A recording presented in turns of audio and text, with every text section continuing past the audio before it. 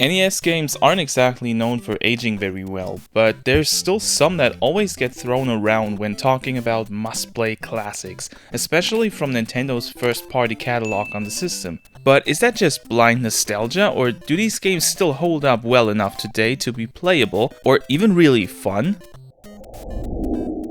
What is good, everyone, and welcome back to the Backlog Project, where we play through a gigantic list of games to find out which of them is worth putting onto your backlog. Got a game you'd like to see on the show?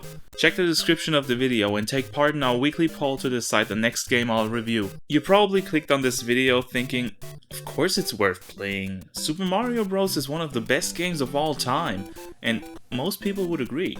But new gamers are born every minute, checking out newer Mario games, loving them, and maybe wondering if it's worth checking out the classics. So sit back, relax, and let's try to evaluate this legendary title without any preconceptions.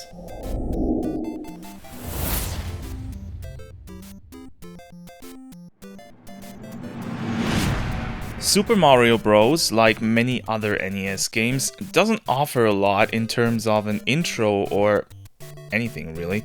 You just hit start and the game directly puts you in the first level of the game. You get familiar with the simple controls of running and jumping over obstacles and on enemies, collect your first power-ups and wonder what the heck that scoreboard is for. And with that, you're good to go for the rest of the game.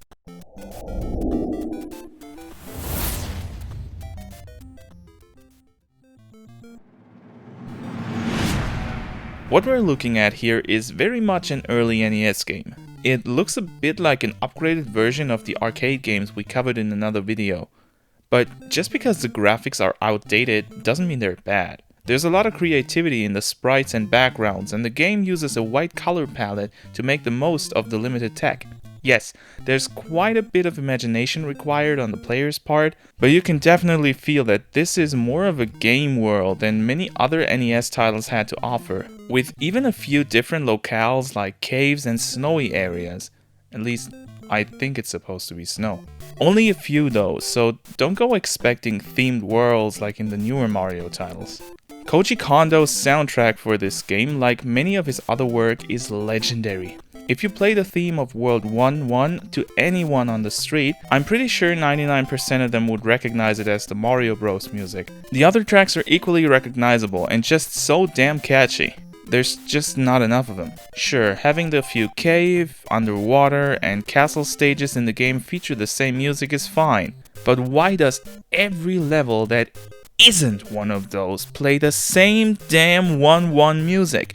I went through every level of the game for this review and couldn't bear one more minute of this theme near the end because it's everywhere.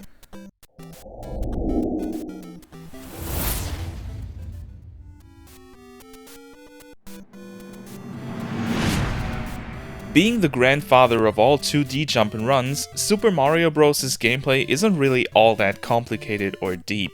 You run from left to right, dodging enemies and obstacles on your way to the flagpole on the right side of each level. Reaching that puts you on the next stage and you start again. Underwater levels put you, well, underwater. So there's a bit of variance, but the core design stays the same. The only real divergent here are castle stages, where you face off against the boss by, you guessed it, reaching the end of the stage. I think that's supposed to be Bowser, but I don't really understand why he's in every world if you kill him every time. This time though, it's an axe you have to jump on instead of a flagpole. This will destroy the bridge Bowser stands on, throwing him in the lava and letting you proceed to the princess. Oh, for God's sake! Alright, so you free the Toad, and apparently the princess is not here. Off to the next world to do it all again with a few variations in level design. And I mean a few, because most levels do feel kind of samey. There's the odd new feature introduced every few stages, like moving platforms or seesaws, but most of the variety comes from new enemies. There's a decent number of different enemies in the game, and most of them are pretty easy to deal with except for one. Hammer Bros. I hate these things, throwing a random number of hammers in a random direction with seemingly random timing. Most of the time there's an obvious way to dodge them by going through a part they're not on, but whoever decided to put multiple sets of 2 Hammer Bros on a singular straight floor in World 8.3 definitely wasn't thinking about fun when they designed this stage. Thank God I'm almost done and never have to deal with this. What the fuck? The game features hidden rooms that let you teleport to worlds, effectively letting you skip most of the game, but no real secrets in terms of hidden levels or some such. What I want to touch on real quick is Mario's movement. Controlling him always feels kind of sluggish, like he's walking on ice. You never really feel like you're 100% control of where you go, especially when jumping, so that can be a source of frustration if you're used to more modern platforms with tighter controls. I've also encountered a few bugs, mainly with collision detection on enemies. Nothing game-breaking, but certainly annoying to lose a life to.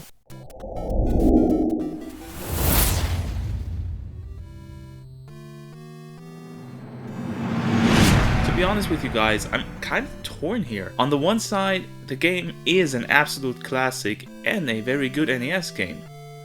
But it's also an NES game, and that shows. You should definitely give it a try when you get the chance, maybe even finish it because it's really not that long of a game, but I wouldn't go out of your way to play it. Rather, I want you to pay your respects to one of the most influential games of our time, and keep in mind that without Super Mario Bros., gaming as we know today probably wouldn't exist, even if the game isn't all that fun to play anymore. What are your thoughts on Super Mario Bros? Most of you have probably already played it, so tell me in the comments if you'd recommend newcomers to play it or just go straight to the newer games. Go and do some YouTube things, like, dislike, subscribe if you haven't already. I'm also live on YouTube every Monday and Friday, so feel free to come by and say hi. Thank you very much for watching, and remember to always keep that backlog rolling.